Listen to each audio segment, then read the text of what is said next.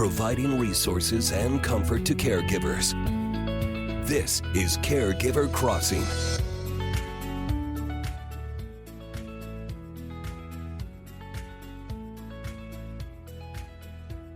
Hello, everyone. Especially you. You know who I'm talking to. The one in the blue sweater. Thanks for joining us this afternoon or this morning or whatever time it is where you are. And welcome to Caregiver Crossing. Thank you all so much for being here. We really are glad that you're here. And if this is your first time joining us, Caregiver Crossing, it is a show brought to you by Joy's House. It is brought to you by those two people right there. Just us. And, and in partnership with Cardon Associates. And we're here every week. And we talk about all things caregiving and we do some stuff that makes you laugh, too. Well, here's my friends. They're the funny ones. Hi, I'm Tina McIntosh. I think you have to tell a joke now. And you are. I'm Noah. So right before you came in, Noah and I were just saying how we're both really low energy today. Oh. So I'm so sorry. Like, No. hold on. Let's try this all again. I don't know what I can do. Hey. Hello. Oh, man. How are you doing? That was so... You're not going to get an Academy Award for that. No, it's just sometimes you're low energy. Well, it's sure okay. you are. I'm just going to be it. I'm It's just okay. going to be who I am. And I'm okay with that. It's really okay. Maybe you're feeling one way or the other. Maybe you're feeling up, as I am, or you're feeling mid-range, where my friends are around the table. We're going to talk about something because this is, Noah, what week is this? The week upcoming is Patient Safety Awareness Week. It is Hold a time... on. Patient Safety Awareness Week. What now? It is a time to recognize the vital role that patients, caregivers, and healthcare workers play in ensuring safe, high-quality care. Yeah.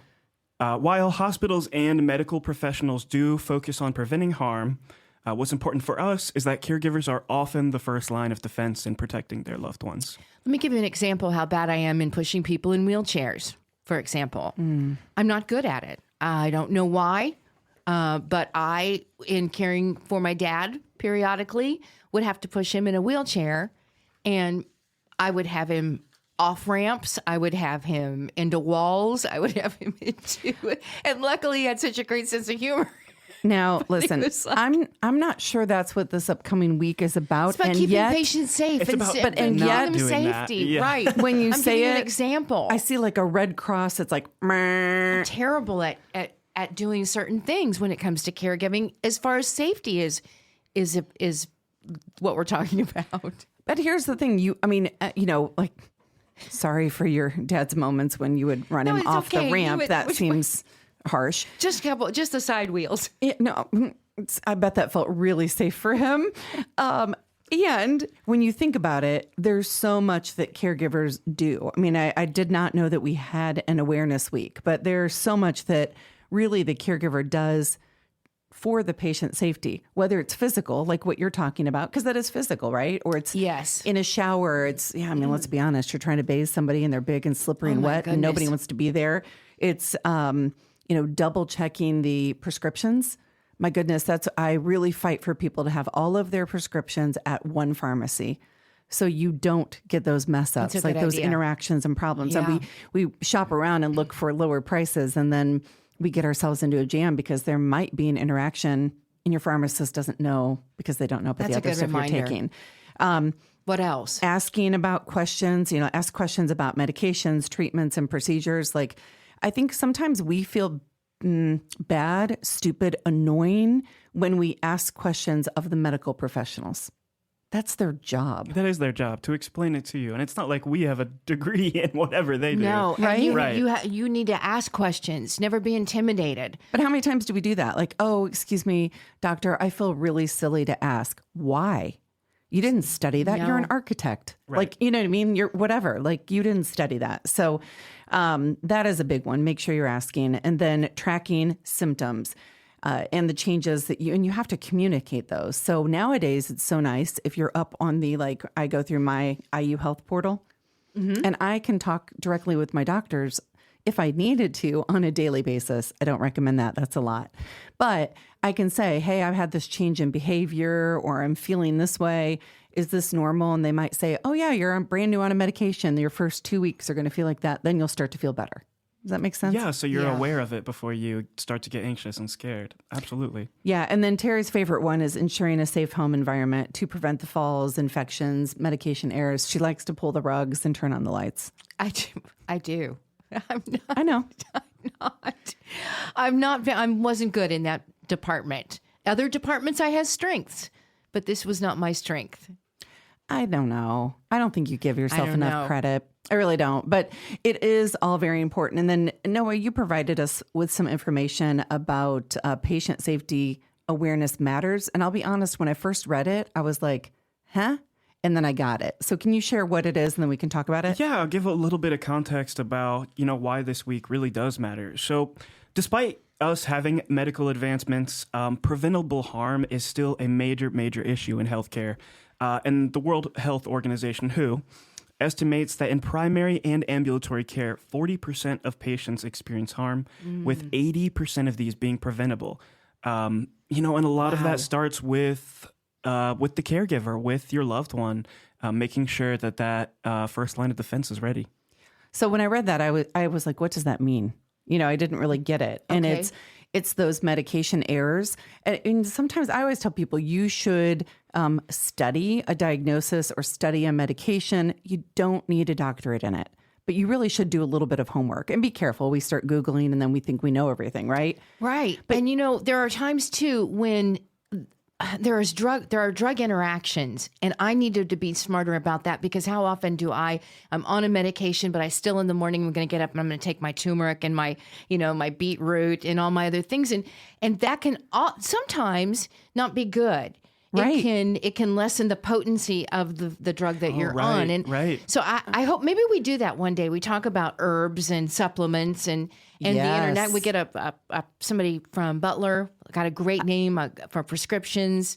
She's terrific. She's been with us before. Yes, and I've got people too. That's my world. So we'll talk about that possibilities. I think that's a great idea. And so, but make sure you're asking about those kinds of things. Make sure make sure it's the right medication for you. And diagnosis errors is huge. People get misdiagnosed all the time. Think about how many times people say, it took me 4.5 years to find out it was blank. And it's because we don't always speak up when we don't agree with what something is. So communication and lack of follow-up. There's so much lack of follow-up. So I know we're going to have to take a break, but when you feel like something's wrong, talk with your medical team about it. When you feel like something's just off, it's okay to bring it up, and you're not being annoying. You're advocating for yourself or the people that you love. All right, we're going to take a break. We'll be back in just a moment. You can find past episodes of the show at caregivercrossingradio.org. And be sure to like and follow us on Facebook. If you'd like to connect with us to discuss show topics, need help connecting with resources, have a question that you'd like for us to answer on air, or just want to say hey, you can reach us at 317-254-0828.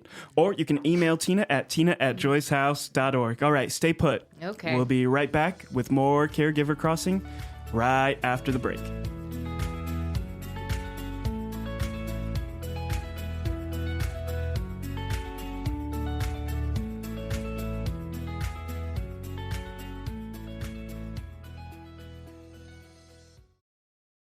This is a mini meditation guided by Bombas. Repeat after me. I'm comfy. I'm cozy. I have 0 blisters on my toes. And that's because I wear Bombas, the softest socks, underwear, and t-shirts that give back. One purchased equals one donated. Now go to bombas.com/Wondery and use code Wondery for 20% off your first purchase. That's BOMBAS.com/Wondery and use code Wondery at checkout.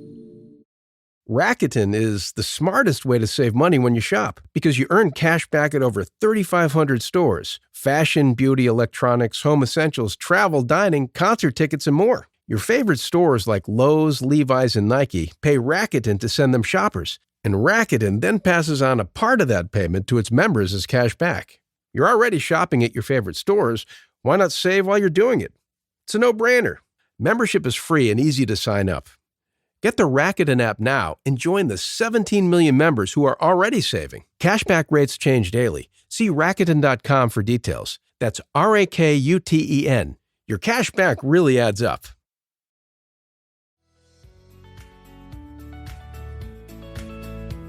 We're back on Caregiver Crossing. I'm Tina McIntosh. Hi, Who are you? Terry. Terry? Stacy. Yeah, that's right. We have some guests in studio. As a matter of fact, everybody's packed into the Joy's House studio today. And so Noah is still here working the board and his magic. We also have with us Megan Frank, who is the co-founder of Enlight Hospice. And I want to talk about her in front of her for just a minute. She is an experienced leader in healthcare, business operations, business development, has this deep background in hospitals, skilled nursing, home care, and hospice service. So if you're like, what does that all mean? She knows everything. It means I'm really old. I feel you. And dedicated her career to improving this post-acute care and helping families navigate the complexities of healthcare. And then, Terry, if you would introduce Robin, who's with us as well. Robin is Robin Lightfoot. It's so nice to see you. Nice Thanks to for meet you. coming in. She serves as a hospice administrator, ensuring that every patient and their caregivers get the highest quality of care during one of life's most difficult transitions. And Robin knows that hospice isn't just about medical care. It's about providing comfort, dignity, and relief. And I know firsthand the value of hospice care. And I've always said that it really takes special people to do the jobs that you do. And I don't know how you do it. You must have had that. I just took it right away. You're fine. Go, yeah. I'll ask each of you. Robin, when did you know that hospice was a place for you to go? When my grandmother went through it, Mm-hmm. it was just amazing the way that they came in and they empowered my dad and my aunt. It's just real and well-rounded, and it doesn't make somebody feel like a patient.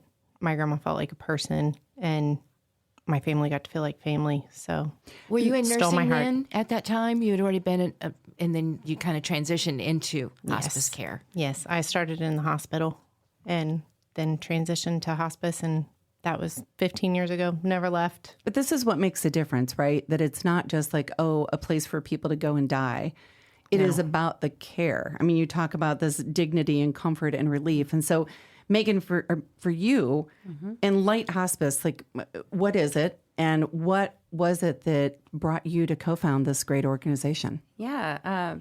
Thank you for asking. So Enlight is really a passion project for me. I, like Robin, fell in love with hospice. I remember the first time someone asked me, like, how do you do this? It was a family member. And I thought to myself and choked up, like, how have I not done this until now? Like, it was a calling for me. And I founded Enlight Hospice basically to be better. I've worked with other organizations that, had their good and their bad, but ultimately there were barriers there.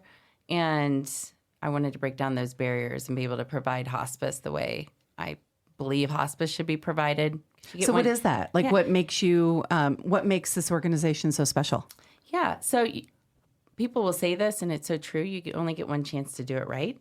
And through my journey in hospice, I've met some wonderful, amazing hospice professionals and very like-minded. And for me, founding Enlight, a big part of that was bringing these professionals together under one umbrella so that we can go out and service the community. So, And how long have you been doing this? Since Enlight has been... Enlight has been a dream for years. And we just took our first patient in July. July You 3rd. did. And we've serviced around 90 patients at this point in time, which the process of getting certified and reimbursement, the whole process, it's a journey. But we've been so blessed with the team and people we have on staff. Do you do both in facility and at home? Yep, wherever they call home. Yeah. Mm-hmm. And that's a big deal, right? I mean, as we do end-of-life doula work here. I heard that. And yeah, we should talk. Yes, we should. Because it complements what you all are doing, right? And that's a big thing, is that we want to meet people where they are, and we want them to die how they would design if they could. 100%. Yeah. 100%. So you do have this big team. You've got this team that supports, family members and the dying individuals through all kinds of things. So who are some of those people? Maybe not by name, but by kind of trade and what it is they're focused on. Yeah. So we have, on the back office side, we have our clinical director, we have our administrator that are overseeing our care team. Out in the field, we have nurse case managers, social workers, chaplain, volunteer coordinators, and then some other specialties like we have a massage therapy, and we are bringing on music therapy here soon too. So Love. yes. What am I forgetting? CNAs. Anything? And CNAs. Oh, the CNAs are the heart of our organization. They're the ones providing that most hands-on, intimate care with patients. So I want to ask you about, because we went through this about a little over a year ago now, and with my father, and I remember distinctly when they were talking to us, we learned lots of new words like palliative care, and we learned all kinds of new things, and the word hospice was brought to us, and it scared my mom, and she said, we don't want to talk about that yet. And that's, I think, how some people, because it is scary when you hear that. It means, well, we've given up and now there's just a couple days left, and it's scary to make that choice. How do you comfort families in knowing that hospice isn't a scary thing? Is there a way to even talk about that or explain that? Yes. A lot of times it's not, we try to help them understand that they're not giving up, they're just changing their goals. So they've fought a lot of different fights along the way, and getting to fight for just being able to enjoy their time. We try to keep the focus on that, and we don't go in and take things away. Like your dad's generation, hospice was a lot different then. It was. I mean, and really. It wasn't at home. No. And so we try to meet them, like you said earlier, we try to meet them where they're at, and we're always riding their bus. So we give people information so that they can make informed decisions, and whatever their choice is what their choice is. We don't force them. Yeah. It's not our it's not our journey, it's theirs. The other thing I would say to that is, as if someone's listening and they're like, oh, we are considering hospice, but we want to wait. Don't wait. yes. Oh, gosh. It doesn't mean your loved one's going to die sooner, but it does mean that their quality of life is probably going to be better because someone like Megan, your organization Enlight is involved, right? Yeah. I always say it's a gift. If you're able to give that to your family member on their end of life journey, it's amazing what hospice can do for families. Well, and you allow, so let's say it's me and it's my mom that I'm caring for, and she's receiving hospice at our home. It allows me to become more and more of the daughter again and less of all the other stuff, right? Completely. And I get to rely on you. And like you said, I mean, we've been talking about social workers here, and you bring in the chaplain and you talk about the CNAs. Like, then all of a sudden there's this whole team. It's not all left to me anymore. And I get to be present for moments or take care of myself too. Yeah. And having the comfort to know that we're available 24/7. That's what I love. Yes. It's And huge. I love that. It's huge. And you really are. Those aren't just words. We you are. really are there 24/7 for even questions you just a question or a voice to talk to. I know, but really amazing what you do. It is a calling, and we're very blessed that we have people like you around. Yeah, we're honored. It's critical work. Very much So so. in 1 minute or less, you have a great partnership with Cardon. Can you tell us about that? Yeah, so we have some similarities with Cardon in that we're both family-owned organizations. So with that, what I love is as a family-owned organization, small business, we don't have near the red tape as a lot of different entities do. Makes a big difference. It makes a big difference. We're able to meet patients where they're at and provide care the way we believe care should be provided. If there's a need, if there's a way, we'll figure it out. All right, so here's what we're going to do. We have to take a break. Yep. And then when we come back, if you can be thinking about a story of a family that's been impacted with the relationship with Cardon and with Enlight, that Got would it. be wonderful. All right. Thank All you. right, you're listening to Caregiver Crossing. It is a show designed for family caregivers and the people who love them. Caregiver Crossing is brought to you as a service of Joyce House here with us right now, Joyce House, in partnership with Cardon Associates, with locations in Broad Ripple and near the University of Indianapolis campus. Joyce House provides exceptional day services for individuals living with a life-altering diagnosis and compassionate support for family caregivers throughout the community. At Joyce House, we believe that everybody deserves to live their best life, regardless of their abilities. Learn more about the Adult Day and Caregiver Support Services by calling 317-254-0828 or by visiting joycehouse.org today. Again, that is joycehouse.org. We'll be back with more Caregiver Crossing right after this.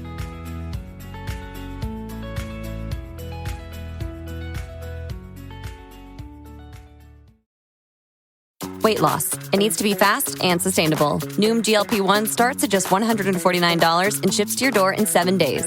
Take it from Lauren, who lost 22 pounds on Noom. If I come off of the GLP-1, it's not going to automatically make my weight yo-yo back. $149 GLP-1s? Now that's Noom smart. Get started at Noom.com. Real Noom user compensated to provide their story. Individual results may vary. Not all customers will medically qualify for prescription medications. Compounded medications are not reviewed by the FDA for safety, efficacy, or quality. Some things make zero sense. Like how when you bring your umbrella, it doesn't rain. But when you don't bring one, it pours. But zero sugar and full flavor? Welch's made that make sense with new Welch's Zero Sugar. All that passion fruit, Concord grape, strawberry, or tropical punch goodness with none of the sugar. You've got to sip it to get it. New Welch's Zero Sugar is available in a variety of flavors and sizes, including the 64-ounce multi-serve bottle, which is perfect for serving and sharing with the whole family. Welch's can't make everything make sense, but a zero sugar drink that's still full of fruit flavor, they made that make sense. Try Welch's Zero Sugar today, available in stores now.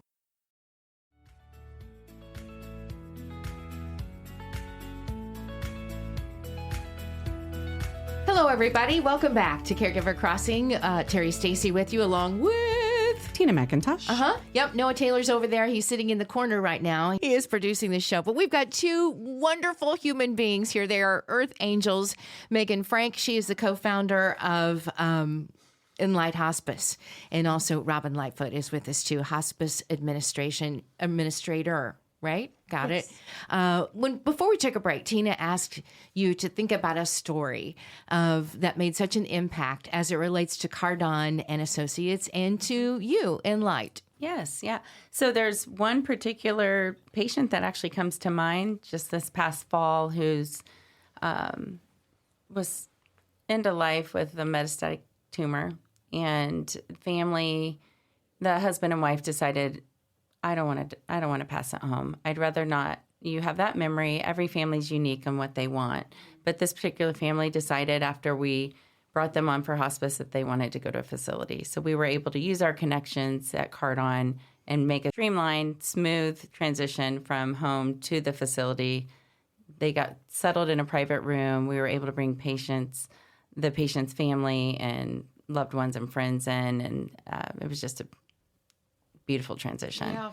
It's so interesting how everybody is different. Yeah. You know, 100%. some it's like, I want my memories at home to be separate from my dying experience. Or for others, it's like, I want to die, you know, we're going to clear everything out in my dining room where I can look out and see my backyard where the kids used to play. Like, everybody just has their own thing. They have their own wish. And it's our job to honor that wish. So. Yeah.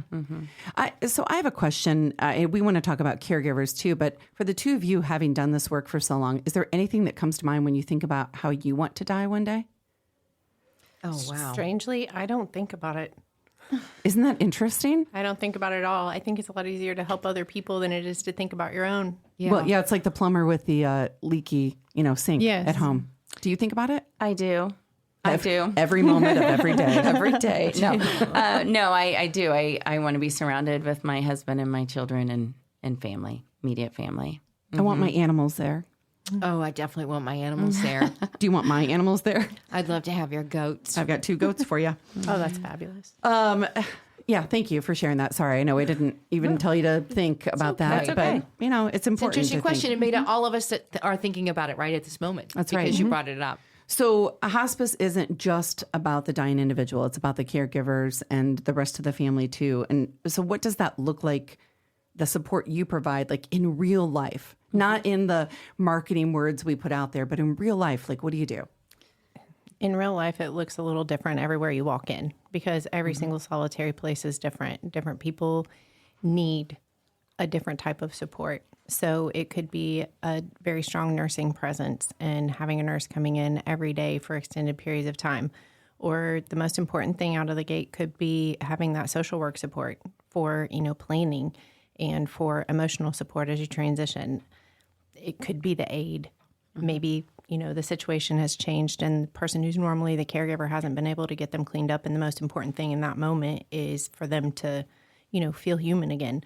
So it just looks different. But the very first thing you have to go in and do is see, what is the top priority? How can we start helping out of the gate and then work on the big picture? And I think ongoing. as caregivers, I want to empower people to have a voice. We've been talking about this, but to have a voice in those moments. I remember my dad was in hospice in a facility, and hospice care came in. CNAs actually, I think, came in first. And, I just said, like, what is your role? And this is how I want to be a part. I wanted to be a part of helping to change him. I know that sounds weird, and for most people, they want to run from that. But for me, that was a servant heart, right? It was me serving my dad in a way to help care for his dignity. And I wanted to be a part of transferring him and hands-on, I think, just being there for him in a different kind of a way. And they were so receptive to that, which shocked me. They were like, of course you can help. Here, pick up this part of the sheet and, 1, 2, 3. Yeah. But if I hadn't spoken up, I would have just sat there watching, and the dying experience would have been different for both of us, for my dad and for me. After a loved one passes away, then are you still there? Are you still there for them? We are. As they grieve, continue to grieve? We start pre-bereavement support upon admission. The time we bring somebody on, we're assessing, is this where are they in the process here? Because it's going to be a journey, and everyone's journey is unique. So with every visit our nurses make, we're assessing their bereavement level and their needs. And then after someone passes, we provide bereavement support up to 13 months. And that's a combination of phone calls, mailings, emails, whatever it is that they How need. do you grieve also? I mean, you must grieve so often, because how could you not get attached to families doing So your fast. work? So fast. Yeah. It takes us literally like one interaction before we're trying to move mountains to figure out how we're going to love them the best way, because each person is special and you get to see a whole different side of them. Once they come to hospice, you just see families pull together. You get to see priorities focus, or priorities change to where they, they're imparting their wisdom or their experiences, or it's just, yes, we experience loss. And we support each other actually through that a lot. I think you would have to. We do. Yes. Our chaplain prays for us daily. Yeah. What's your Honestly. best self-care? Like, what's your best tip For personally or for someone else? for you? For me, stopping long enough to look around, because we stay very, very busy. And sometimes if you don't stop and kind of look around and see all the beauty that's going on around you, it's very easy to get lost. How about you, Megan? I would say the same. You made me think of our core values, which one of them is to celebrate. Like, celebrate everything in life from the beginning to end. We should be celebrating our journeys and celebrating the small things. So we have to stop and remind each other. We get so mission focused sometimes that we don't stop and smell the roses and look what we have accomplished. Look at all the lives we've been able to touch. Those lives are such a blessing to us. I mean, people say, how do you do hospice? Again, how do I not? It's such a blessing. All right. So if there's somebody listening today that's feeling just overwhelmed and they don't know, where to turn, what is an immediate thing that they can do to find support? I would say there's several things you can do. One of which, reach out to your, if you're a spiritual person or you have a church or organization like that you are very close to, that's one option. If it's primary care physician, that's another option. Talk to them about resources. We're always available too. We pride ourselves in helping families navigate to whatever level of care or support that they need. If they want to call us, they can call us directly and we can help them. If maybe it's not hospice, maybe it's just palliative care, maybe it's home health, or maybe they need a senior adult daycare, we can help them with those resources. What's the phone number? 317 Okay. 721 Okay. 2726. 2726, Enlight Hospice.com. You got it. EnlightHospice.com for more. Ladies, you're wonderful. Thank you They for what really you do. are. I think you nailed it when you said, trying to figure out how to love people best, not how to make them live longer. So thank you for getting that and doing all the work that you do. It's incredible. Thank you. You are listening to Caregiver Crossing, a show designed for family caregivers and the people who love them. And Caregiver Crossing is brought to you by Joyce House, that's us, in partnership with Cardon Associates, and with over 20 communities owned, operated, or managed in the Midwest, and more than 40 years of senior living experience. Cardon Associates provides residents with the best senior living options and personalized service. You can visit them at cardon.us for more information and to find a community that is near you. So we want you to stay put. We will be right back with more Caregiver Crossing after the break.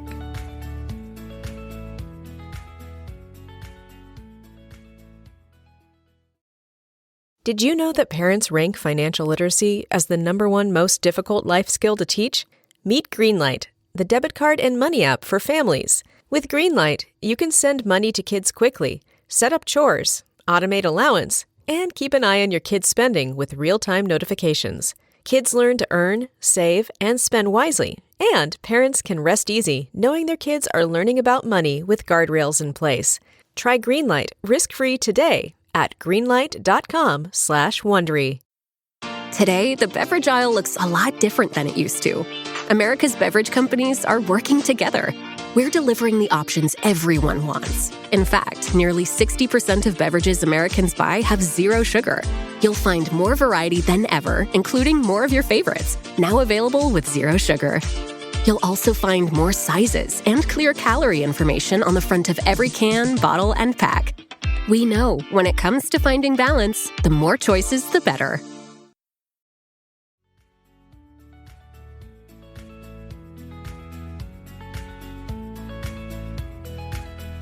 We're back on Caregiver Crossing. I'm Tina McIntosh in studio with Terry Lynn Stacy. Noah Matthew Taylor. I know what to say when you're in trouble.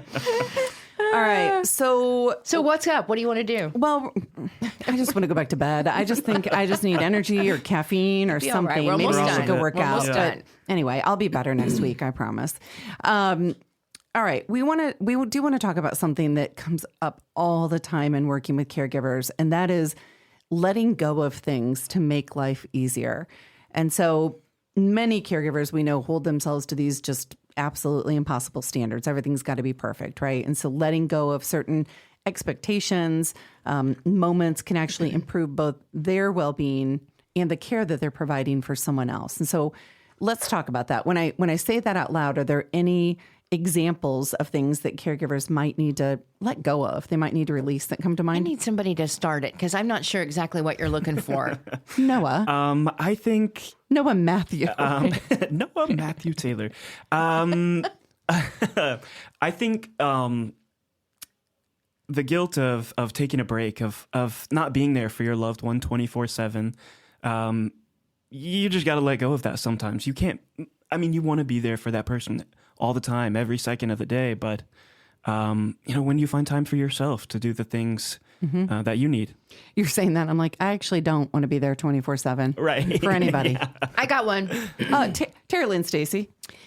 Letting go of the idea that you shouldn't reach out to others to ask you for help. You have to let go of that thing in your brain that says, no, it's okay. I can do this. You really have to reach out, and it's okay to let go of that feeling of I'm in control, complete control. I hear a lot of caregivers say, but when I do that, I feel like it's selfish or taking care of myself. Self-care is selfish. So I guess I would ask a question, what's wrong with being a little selfish? No, I don't think there is nothing. How can you give your loved one the best care if you're not, giving time for yourself too? This is the only body and soul you're going to get in this life. Like in this life right here, whether you believe that you're going to have 10 lives or not, I don't care. This is the only body and soul you're going to get in this life. You've got to take care of it to care for other people, right? And I do believe people want to help you, but you have to tell us how. You just say, tell us what to do. Tell us what you need. We're glad to do it. I think more people want to do it than not. And it doesn't mean you're failing. No. I think a lot of people think that, I should be able to do it all by myself. So yes, those are good ones. Why it's important to let go of these things is, one, it can reduce your stress and prevents burnout for you. And let's be honest, most caregivers fall ill or die before the person they're caring for. Why? Wait a minute. Really? Is that a true thing? It is. Most caregivers fall ill or die before the person they're caring for. Wow. It's exhausting, and it ages us, and it stresses us out. And we all know stress is not good. And then people deal with stress in unhealthy ways. They don't sleep. They don't take care of their souls and bodies. They drink. Whatever. Those are not healthy things either. So you've got to do these to reduce stress and prevent this burnout. Compassion fatigue is a real thing for paid and unpaid caregivers. So that includes you. listening as a family caregiver, or if you are in the profession. It also helps you to be more present in those moments that matter. You take a break and then you can come back and appreciate just like anything else in your life. You go on vacation, you come back, you love your job a little bit more. Most of us, right? Yeah. You get away from, I'm thinking about my husband and me. We get away from each other for a week and then I'm like, oh, I just can't wait to be back with you. So distance makes the heart grow fonder. truth, Yes. right? And then it creates space for joy and patience and flexibility. And so I have a couple questions for you. Was there a moment when you, Noah, Terry, listener, when you realized that you needed to let go of something? Was there a time, Noah? Do you have one right off the top of your head? Yeah. So, well, I've noticed that what I really need to let go is that before my dad had passed away, I was 18 and I was a very rebellious teenager. Punk. Yeah. So my dad and I would fight a lot, and I think I just need to let go of those moments where I was so angry with him and just celebrate, the moments that I did have and stop thinking about why I was so mad, You still think about that? I do all the time. I appreciate you sharing that. I do too. They say that underneath anger, it's always a different emotion. So anger is what shows up, but it's embarrassment, it's fear, it's sadness, it's confusion. And so I would imagine as an 18-year-old whose father was very ill, you had all of those things. So many emotions. But it comes out as anger. One, because you were a hormonal 18-year-old boy. Your brain wasn't developed, like all the things. And situationally, you could have been 60 and feeling the same way. Right. So I knew your dad, not terribly well, but I think if your dad was sitting here, he'd be like, suck it up, buddy. Yeah. I knew exactly what was Let it going go. on. Yeah. Right? Yeah. I knew exactly what was going on. So I don't know. I can't speak for your dad or you. I think you're right, though. Let it go. Right. Let it go. Right. Rub some dirt on it. Yeah. Tina, what about you? Because you've been through a lot of stuff. So my perspective to this question's a little bit different. And Noah, thank you. Yeah. Yes. Thank you, Tim, for doing that, for telling that story. Food. I had to let go of the idea when I was sick or when my husband has been sick or we're caring for somebody else. I had to let go of the idea like it's part of my job as the mom and the wife to provide things. So I'm thinking more logistically than emotionally, but I had to let go of every meal has to come from me, which meant we would order things out. We'd have frozen prepared things. People, goodness gracious, how many meal trains have I had? I mean, half a dozen at least. So letting go of that idea that I had to be the one to do it. That's interesting. That's an interesting one. Food. I just had to let go of it. And was that easy to let go of it? Was it like a quick boom overnight thing, or did it take days and days? For me, it was more like the first one was easy to do. Yeah. And then after that, I was like, no, y'all have done this. Yeah. And then I had to remind myself the very thing I'd tell all of you. People want to show up and love you. They don't know how to do it. And so sometimes food is that first thing. Yeah. How about you? Any ideas? We got to go. No. Yeah, we I do. don't want to go. I'm finally feeling better. I know, and I'm glad, but we've got to run. We do, but here's what I would say to you is let go of perfection. Perfection is not a thing. It's ridiculous. So just stop doing it and don't think you have to be perfect. So anyway, if you want to get a hold of us, you can call us at 317-254-0828. You can always email me at tina@joyshouse.org. We love to hear from you. We want your questions and your feedback. And then we want to say thank you to somebody, Noah. Caregiver Crossing is supported by Cardon Associates, with 20 communities owned, operated, or managed in the Midwest, and more than 40 years of senior living experience. Cardon Associates provides residents with the best senior living options and personalized service. Until next time, take good care of each other.